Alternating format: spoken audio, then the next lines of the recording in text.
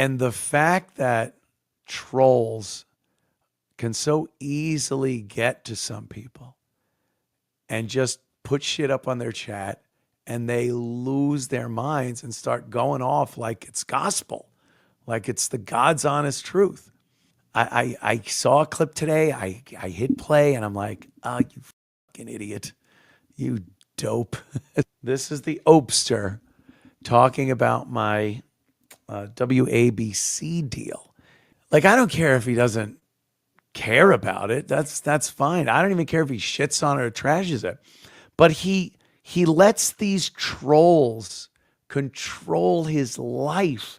And then he reads a complete fabrication because the trolls know they could get to him, and then goes off on it like it's true and calls me a liar and stuff. If you pop that up here, you could see the text there. It says, Anthony said he was offered more than $300,000 for WABC, and he will do a solo show so he doesn't have to pay anyone. You were only offered $40,000. Now, I don't even know. I don't even think Opie was offered a job over there. If he was, it certainly was not from the same people that are running the place now. Maybe when Disney owned it and he was first fired, maybe. But now it's owned by an individual owner who's a billionaire, literally a billionaire. And it's run like a mom and pop radio station, like the old days. And I know for a fact they didn't offer him anything, but maybe then, and they offered him what he said, 40,000 or something like that. Good, fine, take it. You got a lot of money. Money shouldn't really mean that much to you. If you want to do something, you should do it. But Opie said he just turned him down, man. Turned him down, man. I, for one, have never discussed anything about money for this deal. You know, I haven't said a word about how much I'm making with this deal. Never mentioned it. But this troll guy, and I can't blame him. I mean, how do you not go after a guy that falls for it? There's not one word of money that I've discussed about this whole thing. I defy you to find it. You will not find it because I have not discussed a word about money with this. But the Opester, because this guy said it, thinks I went somewhere or got online or did a chat or whatever it is and said I was offered $300,000. So now he's going to talk about me like I actually said it and call me a liar. Never said it. Watch this. Anthony said he was offered more than $300,000 for WABC and he will do a solo show. So he doesn't have to pay anyone. You were only offered $40,000. You know, Anthony's lying. He's simply lying. WABC does not have $300,000 for Anthony. But whatever, man. A lot of people are asking, are you jealous that Anthony Cumia is back on radio? And my thought is this. After 11 years since Anthony ruined the best radio show in America, the Opie and Anthony show. He's the reason the show ended because he couldn't help it with his stupid racist crap. After 11 years of running a small-time media company into the ground where he was bleeding money, Anthony Cumia is making his triumphant return to part-time AM radio, and I'm supposed to be jealous? No, of course I'm not jealous.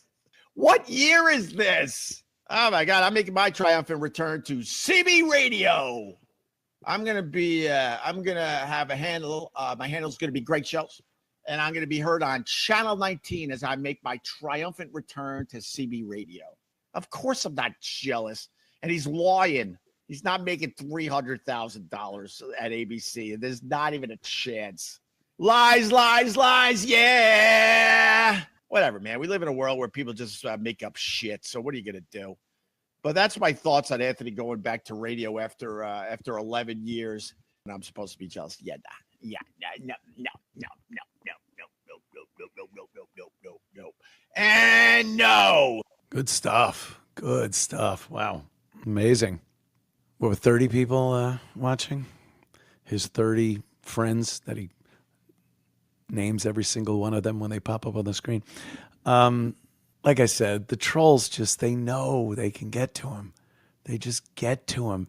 And he responds, plays right into their hands like an idiot. And the stuff about, compound, say what you want.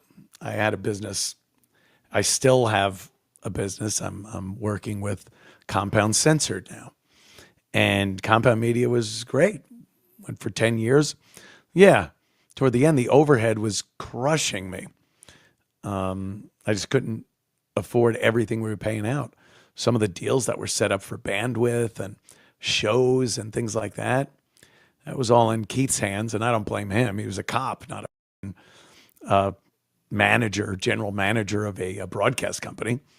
It was a bunch of cool people, friends, hanging out, having a great time for 10 years. And we made money, and then toward the end, it was costing money, but I didn't care.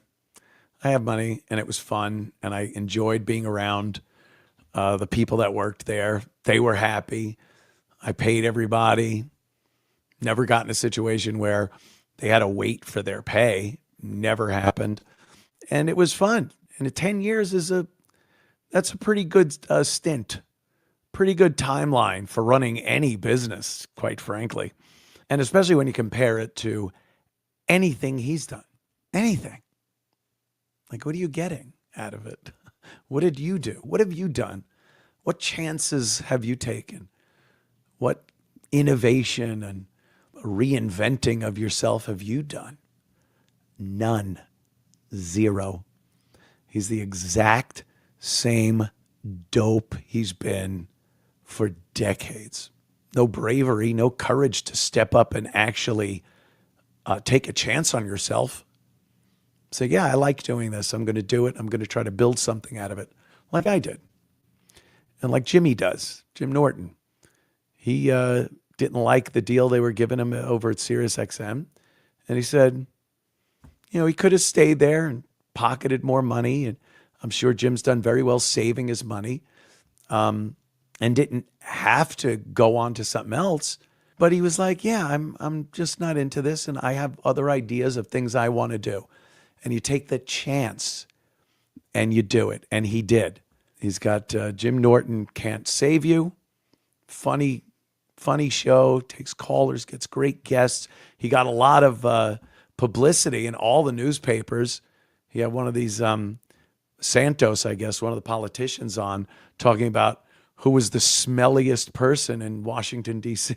Anyway, yeah, it's about taking chances, betting on yourself, going like, yeah, I have faith in myself that I can do this. You want to stagnate for decades. That's your prerogative. Good luck. Good luck with it. Have fun. But as far as radio goes, yeah. Why wouldn't I want to get back into broadcast radio when I do this? It's not anything different. I'm not going to have to stop doing this show. I do this. And nothing on this show is going to change. All the same topics and all the same controversial subject matter and talk. And I'll do the show with Gavin on Wednesdays. Everything is the same. But to have a platform that reaches a shitload of people on broadcast radio, and they syndicate to 388 stations across the country. So there's that. Once you get your foot in the door, you don't know what's going to happen next. And if you have faith and confidence in yourself and know that you're good, things happen. And you get better things, better gigs, other gigs, more interest. It's just part of what people do, what normal thinking people do. If you want to give up at 61 years old or whatever he is, you want to just give up and go, radio, I don't really need a podcast. I just turn on a mic. I'll just talk in front of my window to 30 people. If that's what you want to do, that's great. But Other people actually want to do something and show, you know, show themselves and the people that have supported them over the years that you're still in this. You're still motivated, want to do something. And, you know, I have the podcast. So what else could I do? Radio calls to offer me a job? Yeah, I could do that.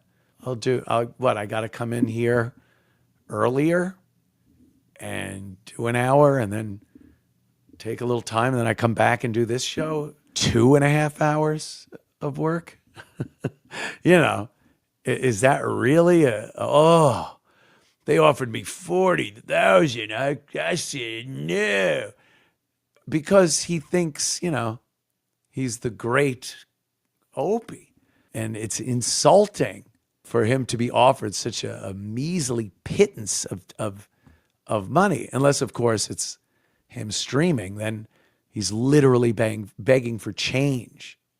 For change. Literally. So, you know, and the other thing, I said I haven't even addressed money to anybody. I won't. I don't do that. I never did until years after gigs. I talked about NEW, and I don't even think I talked about SiriusXM. But if it's pertinent to a story or something, maybe. But at this point, I don't just talk about financial deals that I have going. But here's a fact. Money was not my motivation here. They offer you money, and it wasn't like, gee, see here, like the Opester there saying 40,000. I'm the great Opie from the Opie and Anthony show. How dare you insult me? First of all, you're damaged goods. You said it yourself. I was damaged goods. I get it. You know, I spoke openly and honestly about a problem in New York City. That's what I did. That was my great problem. The race stuff that he says, that was my issue. That was my crime. I was assaulted in New York City and dared talk about the problem with violence in New York City. And over the course of 11 years, I think I've been vindicated there too, because all you see now, everyone's acknowledging it now. Finally, I was the only one that said something back then, and I paid the price. I didn't photograph a coworker taking a shit in a bathroom stall. That wasn't my crime. I didn't put the camera over the top of the stall while someone's trying to relieve themselves and snap a picture of it.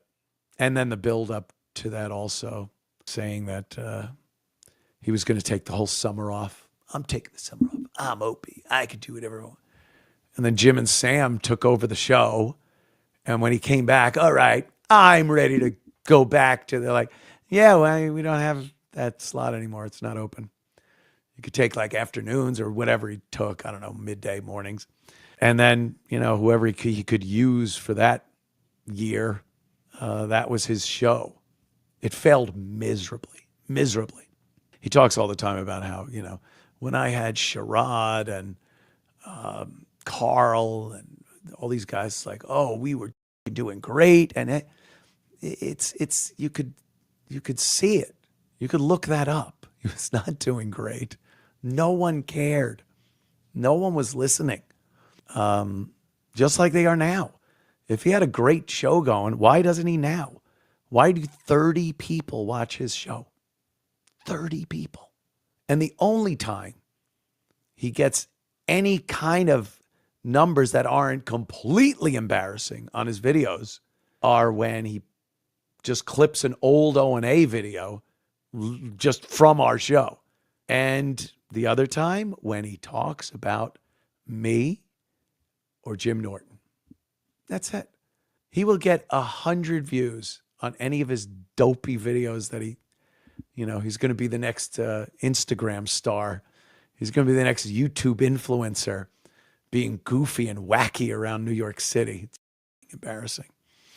So when he talks about me and Jimmy's got amazing self-control because I just can't. Jimmy will not mention that motherfucker on any of his things, his shows, anything. He just does not mention Opie.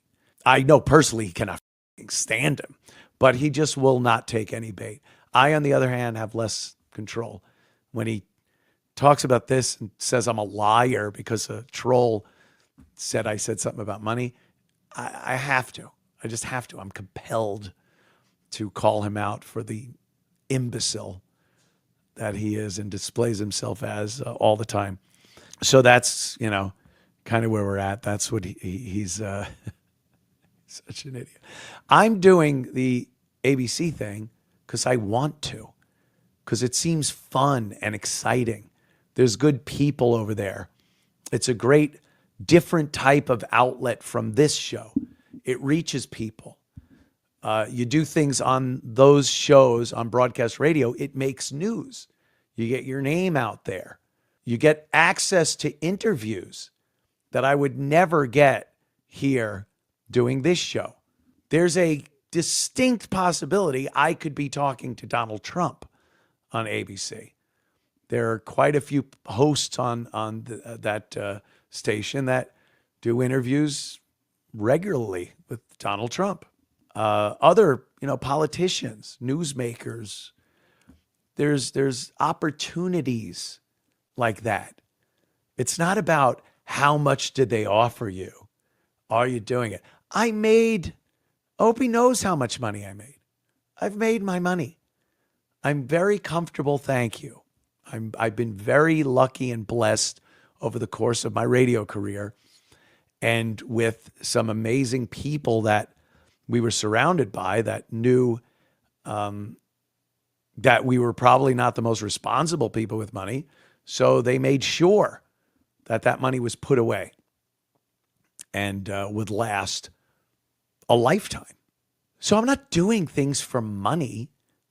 I do this. It makes money. Great. I'll do ABC. I get paid for it. Great. But I genuinely enjoy this. It's fun. Like, I just like this. I don't think he can fathom that type of thing. What is enjoyment? You do something because you like doing. What is that like? What does that feel like? Firing up a camera and a mic and talking about things and talking with other people that do this, or friends, or people in the news. What is that like to enjoy? What is that? That's like Opie. He's just a miserable person. And I just, I don't want him spreading that misery over what I do. Like I said, it's terrible I even have to bring it up, but it's, one of my foibles. I just can't, leave it alone, leave it alone, leave it alone. I just can't leave it alone. So I had to address it, but that's pretty much where I stand on that one. I'm doing ABC Radio. I'll have more details tomorrow about schedule. And I'm doing it, because like this, I enjoy doing it. And there are opportunities there because I'm not just hanging it up and, driving my kids to birthday parties at 61 years old. It's not my ambition in life. I haven't given up to broadcast to 30 people in front of a window with a shitty camera and a crappy microphone and no material.